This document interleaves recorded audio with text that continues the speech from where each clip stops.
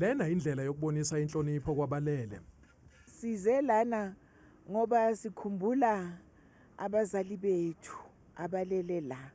So sibapha leyo respect ukuthi sibabonisa ukuthi siyabakhumbula.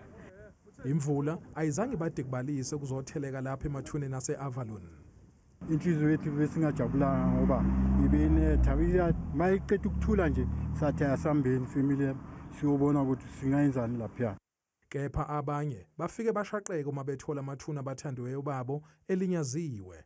Ayiyathusa lento engiyibone la. Thina masifika nje sifuna la sizobheka khona bomalume nabogogo la sibebeke khona sizohlakula lapha. Asitholanga nix kuvandaliziwe amathuna awile wonke ngize ngathatha namafoto.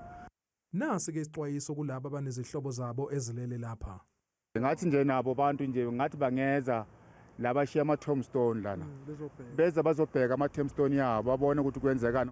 Leli kuba nayo ithuba lokucela izinhlanhla nokubika amalunga amasha omndeni. This time, this day, most of family corner, you know, that's where we can come, sonke, and then I think it's at least important kanjalo. Kubuye kube isikhumbuzo sokuthi laba balele lapha abaletshelwe neze.